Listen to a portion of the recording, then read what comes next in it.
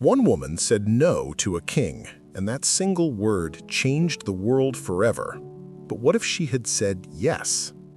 It's the year 1526. King Henry VIII is 35 years old. He's married to Queen Catherine of Aragon, but he's bored. At court, there's a young woman who's just come back from France.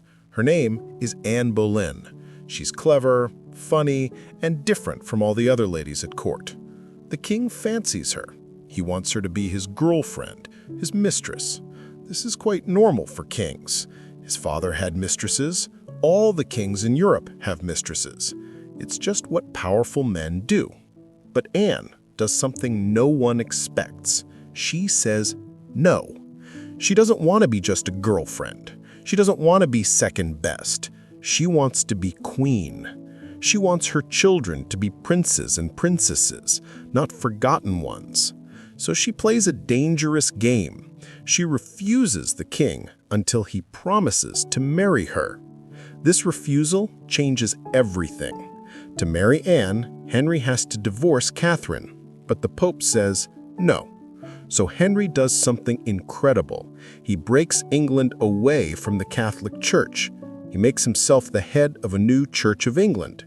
He destroys monasteries. He makes enemies with Spain and the Pope. He risks civil war. All of this happened because Anne Boleyn said no to being a mistress. But what if she had said yes?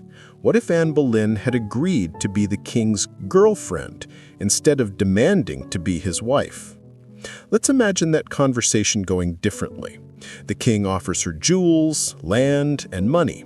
He promises her a nice house and says any children will be looked after. And Anne, perhaps younger and less confident in this timeline, accepts. She becomes the king's official mistress. Everyone at court knows it. Queen Catherine knows it, and it hurts her, but it's not unusual. Queens have dealt with their husbands' girlfriends for centuries. Anne lives in a beautiful house near the palace. The king visits her often. She has influence, but it's limited. She can ask favors for her family, but she can't make big decisions. She's important, but she's not royalty. In 1528, Anne gives birth. It's a healthy baby, but it's a girl. Let's call her Mary Boleyn. Yes, like her aunt. The king is a bit disappointed it's not a boy, but he's pleased. He gives the child money and a title. She becomes Lady Mary Fitzroy, which means daughter of the king. But this child can never be queen. She's illegitimate. In the eyes of the law and the church, she's not a real princess. She's just the king's daughter from his girlfriend.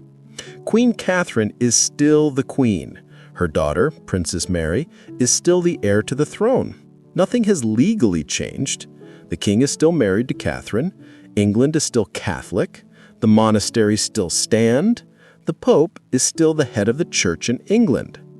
As the years pass, the king grows older. He's still married to Catherine, but she's past the age of having children. He desperately wants a son, a real, legitimate son, who can be king after him. So he starts looking for a new wife.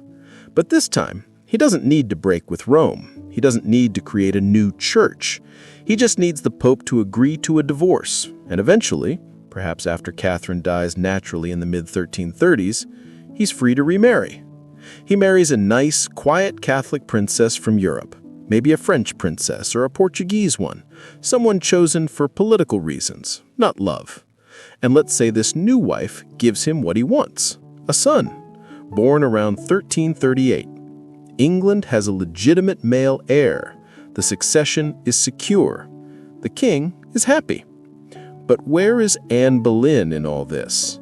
She's still at court, still the king's favorite, but she's getting older. The king's eye might wander to younger women. She has her daughter, Lady Mary Fitzroy, who is educated and clever, but who will never sit on the throne. Anne lives a comfortable life. She never faces the tower. She never faces the executioner's axe. She dies peacefully in her bed, perhaps in the 1560s, a wealthy woman, but not a queen.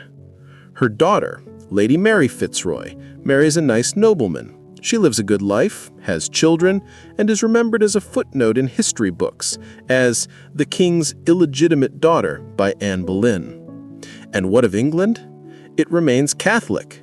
There's no English Reformation, at least not the violent one we know. The monasteries continue. The country stays loyal to the Pope. When Henry VIII dies in the late 1540s, his legitimate son becomes king. Let's call him King Henry IX. There's no King Edward VI dying young. There's no Bloody Mary burning Protestants.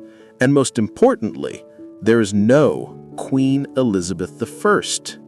Elizabeth, the daughter who would have been one of England's greatest monarchs, is never born. Her mother, Anne Boleyn, never became queen, so Elizabeth doesn't exist. The golden age of England, the defeat of the Spanish Armada, Shakespeare's plays written for a glorious queen, none of it happens. England becomes a different country. It's more Catholic, more traditional, more like Spain or France. It's stable, yes. There's no religious war, no burnings, no chaos. But there's also no explosion of culture, no defiance, no great British Empire being born from a small island nation that dared to stand alone. Anne Boleyn's ambition, her refusal to be just a girlfriend, created chaos. It caused suffering and death. But it also created something magnificent. It created a break with the past that allowed England to become a major world power. If she had said yes, she would have lived longer, died peacefully, and been forgotten. But by demanding more, by risking everything, she changed history forever. Sometimes the bravest thing you can do is refuse to accept second best, even if it costs you everything. If you enjoyed this story about history that never happened, please like this video and subscribe so you don't miss our next adventure into the past that might have been.